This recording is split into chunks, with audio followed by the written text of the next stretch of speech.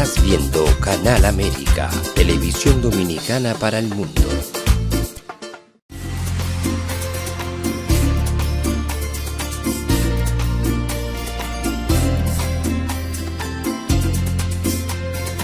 A Time for Truth show is sponsored by the Office of Dr. Bernard Fialkoff, a periodontal, dental implant and laser specialist in New York City, for over 40 years. Dr. Fialkoff was honored by the International College of Dentists and Pierre Fauchard, and received the Presidential Lifetime Humanitarian Honor from the White House. Call us at 718-229-3838. Sometimes life can be so damn hard. You don't know where to go. Everything keeps falling apart. Yeah. You try to do your best, but only God knows that you've given everything you've got, but the world takes you down. You just keep moving on. Let your fears. Welcome to A Time for Truth show. I'm your host, Dr. Bernard Fialkoff, and Merry Christmas, Happy Hanukkah, Happy Kwanzaa, Happy Holidays to all in all. And this is a beautiful time of the year where humanity is all around and good feelings abound. I don't know too many people who are not really smiling at this time of the year. And tonight, we're going to be dealing with something special, because we're dealing with something that is a miraculous cure that I became aware of through a friend of mine who I have here visiting us with tonight. We're very lucky to have him with us. And so if you will, Buddha, let's bring him up on the screen with me. And that's Mr. Peter Lew. Welcome to A Time for Truth, Peter. Thanks for having me, Ben.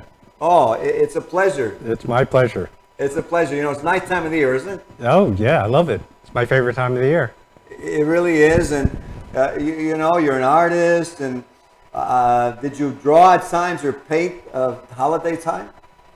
Well, actually, I did. You know, I started like way back, and I've always been very visually oriented and just love drawing and visual stuff, you know, ever since I was a kid. Beautiful. Yeah. Well, you know, I want to thank you for being here, and I wanted to ask you something, is when you were a young guy, what were your dreams? Well, you know, I always perceived that if I could imagine things and I could put them, visualize them, and show people that would be something that would really excite me. So that was kind of like my idea, is to like just imagine things and make them real for people. Wow, creativity. Kind of like Walt Disney World. Well, yeah, definitely. Yeah, they have a great ride down there, soaring. I'll never forget it. I sat on this thing. My friend told me all about it. And you're in this dark room, and then you're in the mountains, flying through the mountains, but you're really only on this little seat.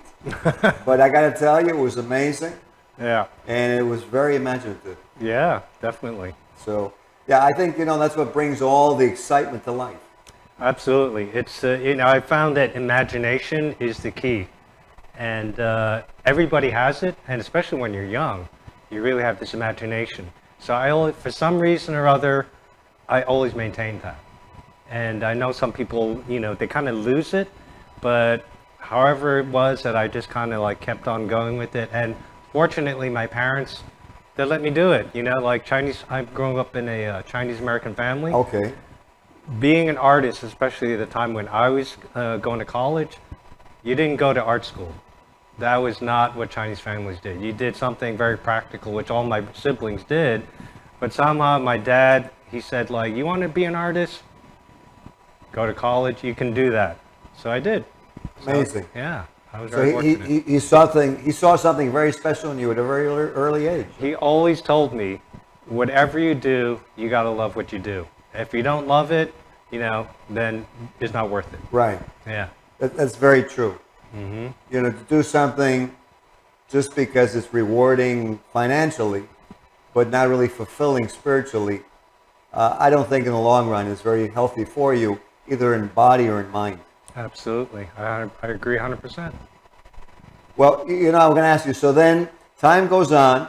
How did you decide to choose art? Well, you know, I was actually thinking film, and then I thought like visual arts, like painting, drawing, sculpting. So it was between those two things. I just said, okay, it was actually in the last couple of years of high school, and I went to the art room. I said, gee, I really like this stuff. But I was always drawing when I was a kid, and I got a lot of praise for it. You know, people would be like, hey, can I have some of your drawings? So I would be making drawings for people, and that kept me going. Very interesting. And you have how many brothers and sisters? I have one brother, 3 sisters. You're a pretty big family. I'm the youngest one. Okay, and were you born here or abroad? Or? I was born here. Oh, you're born here, okay. Yeah. And your parents are from mainland China or Taiwan? Yeah, mainland China. They immigrated. They're amongst the first wave of Chinese immigrants to this country, because previous to 1950s, Chinese families were not allowed to immigrate here. Okay. Yeah. And what would you say if you were to pick out some main tenets of the Chinese culture and what they look at with a lot of respect and desire? What would you say those would be? I would say that, well, food is really a big part of like the family culture. And so the gatherings are always around food. Like for instance, I just came back from Christmas. The whole thing was centered around like having different food set up. So food as culture is a big thing. And that's how we share. And the other thing too is really having a sense of family and being able to, like, you know, respect your elders, respect your ancestors, but also always be supportive of each other. So like in my family, I was the artist. I was like the guy that did like the things that like people are like, wait a second, what are you doing? Everybody else was engineer, you know, something very practical and down to earth. I was like the guy that just went and explored stuff. So I was the adventurer and explorer. And it was like, you know, tolerated pretty much. I'd be like, okay, Peter's doing his thing, he's doing that, he's exploring.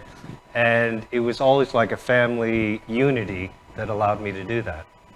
Very, very interesting. And now, you know, I was talking to you a few days ago, and we were talking about maybe having this show because you spoke to me about some very interesting procedures that you had been doing to help people, right? Mm-hmm. Yep. And I know when you first told me, I thought it was, how can that really be and whatever. And there's a video that you provided us. Mm-hmm. Okay, so you know what we're going to do, engineer? Let's put on the video that Mr. Lew has brought to us so that before he starts speaking, we'll let our viewers see exactly what he's going to present and how it works. Let's put the video on, please.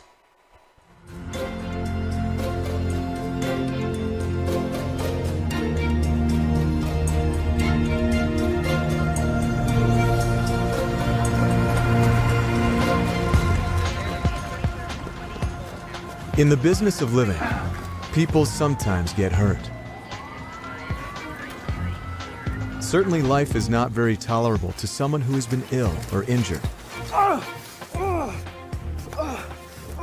or to a person who has just suffered a heavy emotional shock. What's wrong? It's hard to stand by and watch anyone suffer or be in pain. We'd like to bring them some relief, or somehow help them speed their recovery, but we don't know how. Well, the fact is, there is something you can do to help alleviate someone's pain and discomfort. Something that complements standard medical treatments. Of course, you should always seek first aid and medical attention first, whenever an injury or illness occurs. What do we have here? Doctors and nurses are there to deal with any emergency treatment your body requires. But it hurts a lot. A broken bone needs to be set. Get some x-rays done. wounds need to be cleaned and dressed.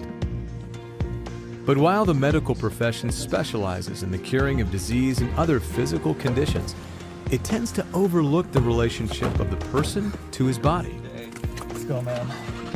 The fact is, after any necessary medical treatment, the individual himself has an enormous capacity to influence his body and its well-being, for the better or for the worse. Mom, you haven't had anything to eat. Please try something. For instance, when a person has been injured, she tends to avoid the affected part of her body with her attention and her energy. You could say that as a being, she's no longer communicating with the area that's injured or ill. Now, when her attention and energy are withdrawn from those body areas, so are her circulation and nerve flows. And this can cause a delay in the healing process. However, in Scientology, there are several simple assists that you can learn to do to help relieve suffering and assist a person to recover more rapidly from an accident, illness, or upset. Here's an example. One of the most widely used is the touch assist. Now I've learned something that will help you to recover faster from your injury, right? With it, you help restore a person's ability to communicate fully with an ill or injured body part. Feel my finger? Yes. Thank you. Feel my finger? It's not power from your finger which is healing her. Feel my finger? You're putting her back into communication with her body, Finger? and her communication with the ankle speeds its recovery. What occurred? You are actually helping the person heal themselves. End of assist. Thank you. That helped a lot. Now, one of the basic reactions in life is to avoid the places where one has been hurt. This happens on a stimulus-response basis that's not based on any rational thought. Therefore, following any first aid or medical attention that's needed, a contact assist should be done. Move slowly through the accident like it happened. To put the injured body area back in contact with the exact place it was injured. Move slowly through the accident like it happened. The contact assist is the most common assist for accidents and injuries and can alleviate the pain or discomfort. It feels better. Great. And speed the healing process with sometimes miraculous results. You can even do a contact assist by yourself, once you've learned how to do it correctly. There's no reason a person should suffer for weeks, months, or years, Hey, Dad. when he or she could be assisted to recover in hours, days, or weeks. I'm gonna help you. Come on. A nerve assist was developed to help chiropractors straighten out the spine and joints. In our theory, it's nerves that hold the muscles tense, which then hold the spine out of place. Hey, Dad, turn over. A nerve assist opens the communication flows, bringing considerable relief. Thank you. The way assists can be applied are almost limitless. Feel my hands. Yes. Thank you. For example, if someone has been out of communication with their body for a long time, such as after an illness or injury, the body communication process will enable them to reestablish communication with their body again. Oh, good.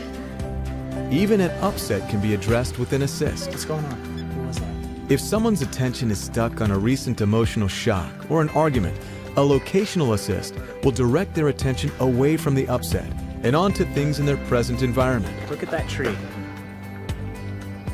Okay. Very good.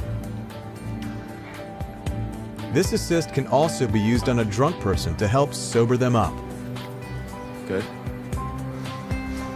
Look at that light. With Scientology, you'll learn how to give several of the most basic and widely used assists. Thank you. You'll also find out much more about your relationship to your body as well as your mind, and why you have such an enormous capacity to influence your own health and well-being. That's great. End of assist. The best method of relieving suffering is the assist.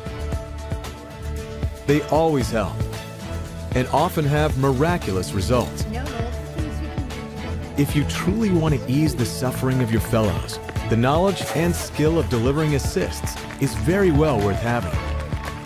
Now, with Scientology assists, you can and should do something to help.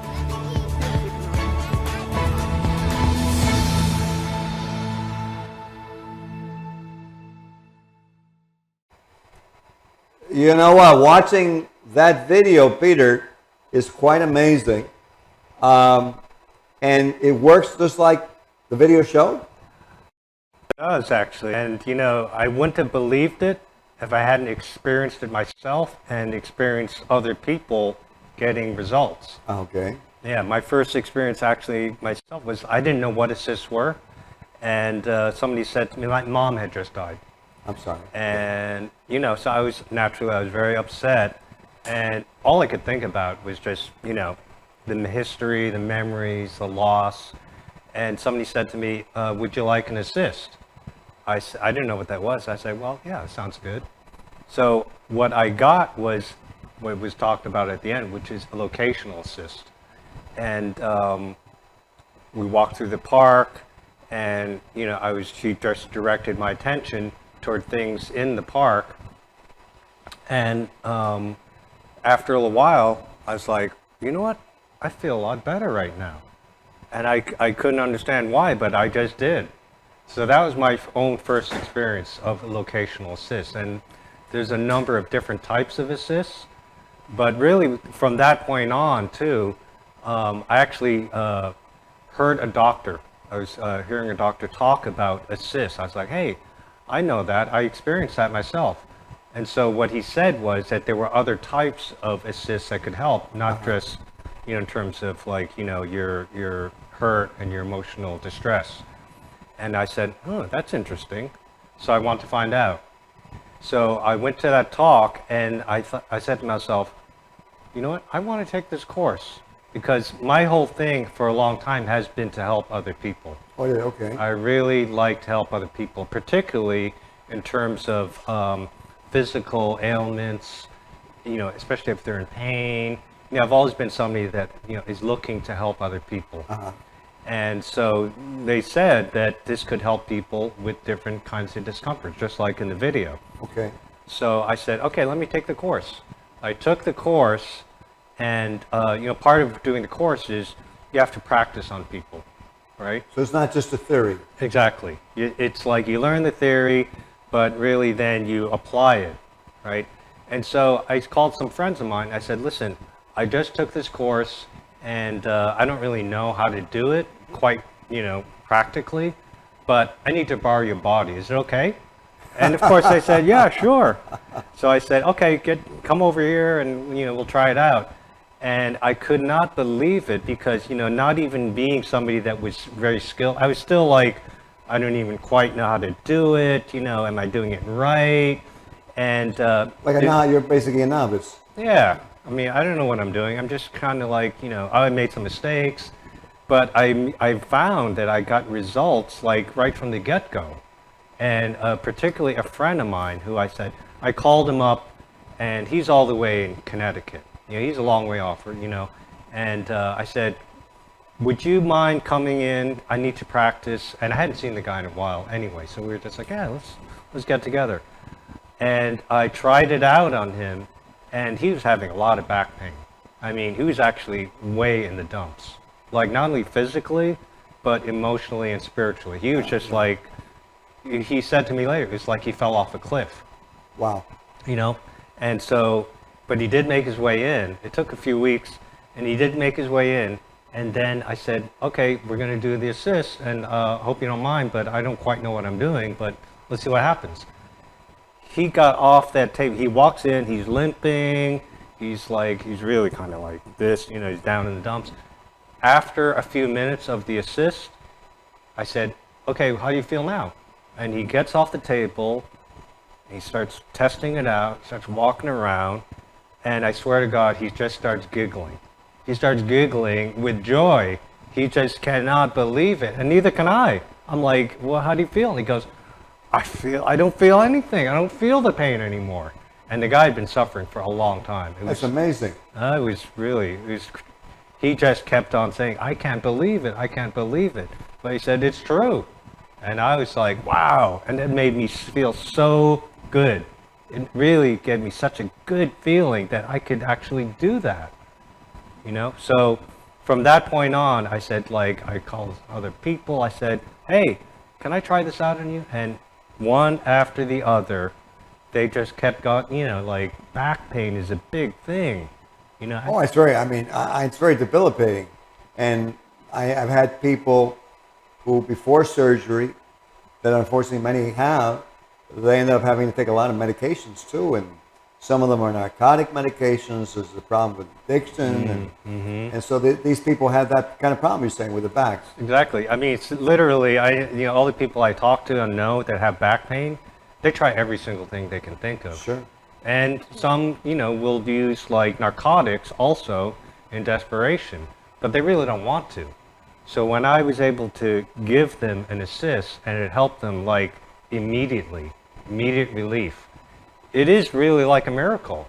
I mean, they said themselves, like, I can't believe it. This is like miraculous. I haven't felt like this in years.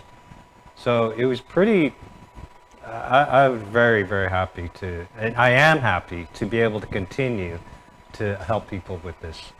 Well, it sounds totally amazing, especially that man who you said is a friend of yours, because I can imagine once you get the idea in your head that this is going to be something you're going to live with the rest of your life, right? Yeah, exactly.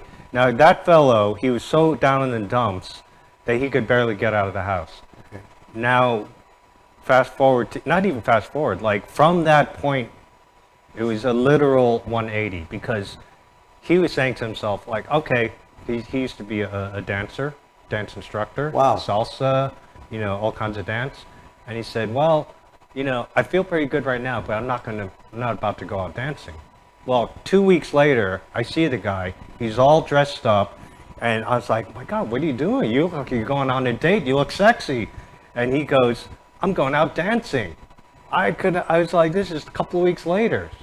So it made a miracle, because everything changed for him. He's active, he's doing stuff. So it's not just the physical, it's like his whole spiritual being shifted. And he's very excited about life now. Well, that to me is amazing, but because I can totally understand, because you get physical pain, and that physical pain can lead to such, you know, down and negative emotions, because, you know, you feel like you're never going to be able to pursue what you had as a lifelong dream, right? Or purpose, this guy, your friend, being a dancer. And then those emotions get down into thoughts and, you know, just thinking that it's over. Or, exactly. You know, probably that's why some people end up probably committing suicide or taking a lot of drugs, and maybe you know, a quiet way of committing suicide. So it's amazing. I'm just thinking it must have been amazing. How did you feel from all these results? You know, it really kind of gave me a different sense of purpose. Okay. Because, you know, a lot of other things that I've been, and I know about, you know, they take time, you know, and it's kind of like that you get mixed results. And this one, it was like every single person got at least some sort of relief, if not a huge amount of it. And from that point on, I said, well, where did this thing come from? Because it's just like, I never heard of such a thing. And what I discovered was it was this fellow who created it, who is an engineer, and he came across some things that are discoveries not only of physical, but also in the mental realm, and actually how the mind works. This is this man Hubbard you're talking Hubbard, about. L. Ron Hubbard, okay. Right. I didn't know anything about the guy, but from the assist, I decided to, okay, let me discover what else does he know. And I discovered that there are other things that help in life. And so I went to find out from what other things could I learn. Okay. Right? And there was a bunch of life improvement courses. And I immediately gravitated towards it, because every single one of them was like, well, I need to know about this, you know, how to improve relationships with others. I said, that makes a lot of sense to me, knowing who you can trust. I was like, that is a big problem I have. That's tremendous. I mean, not having someone that you don't trust, never being comfortable, that's a horrific problem in life. It is, it is. So when I learned these, I took these courses, and I learned basically the methods of it, the procedures. And it just like with the assist. So it's not just a philosophy then? Yeah. It's actually something that you apply. You do it. You do it. I mean, it works in life. And it's just the same with the assists. You know, you can apply it in life. And this is what really impressed me. It was like I would constantly get results. And I would see people get results with this as well. Their life would improve. And they'd be happier, basically. That's the bottom line, really, is how happy would you be if you could solve some of these things? And they work. It's a workable, you know, philosophy, if you will. And, you know, I kind of like learned that there were several places in New York. They're called Scientology organizations or churches, if you will. Okay. You can take these services and courses and learn about all these things that you can use in life. So there's, you know, there's several in New York, and I happen to go to the one in Harlem because that's my neighborhood. But they're in Midtown and they're in the East Side as well. And a lot of people I've met there are getting like very positive results. And quite frankly, I've made a lot of good friends there too. I mean, they're really sweet people. Very interesting. And now, does someone have to change their religion if they go to learn this? No, not at all. It's really, you know, it's total. This is one of the things I love about going to the Scientology organizations. Very open-armed. Everybody is, you know, you got a kind of feeling like true friends. You know, they really care. So it's like a melting pot of everyone. Everybody, you have all kind of different people. From very successful people to people that are just struggling to get by. All kind of religions, you know. But it's not to do with, I mean, because basically it's something that you do in life. So it's not a divide line between what do you believe or anything like that. It's it helps, whatever you're doing, it helps. So if you're a Christian or a Jew, it just helps you to be better at whatever, or a father, you know, an engineer or an artist. It just helps you be better at whatever you do. Well, it sounds fantastic. And you know what? We're getting near the end of the show. And I'm sure the viewers are probably as amazed as I am. So in the last 30 seconds, what message would you like to leave all the viewers with 2024 coming, people making New Year's resolutions? What would be your wish for them? Well, I want people to be happy. And I want people to care about other people, because what I found from doing the assists is that being able to actually help people, it really kind of helped me more than, I think it helped me more than they, and they get a lot. But to me, I get even more because it's such a good feeling to help somebody. I mean, I can't describe it, you know, and that I can actually do it and make people happier and more successful in life. That's, I think we need to care about each other a lot more. Well, you know what? I think that's a great purpose and postulate for this coming year, resolution for this coming year. I want to thank you for being on the show, Mr. Lew. Thanks for having me. Oh, absolutely. For all you watching, let's do what Mr. Lew said. Let's help each other. Let's see how we can apply all these great advances we have in life and this miracle that he's brought on tonight, this assist, this Scientology, technologies, and really anything positive out there. Let's work together. Life is a miracle. 2024 is coming. Let's have a wonderful year. Thank you again. We'll see you next time on the Time for Truth show. Good night. This show was sponsored by A Time for Truth Foundation Incorporated as a community service. Sometimes life can be so damn hard. You don't know where to go. Everything keeps falling apart. Yeah.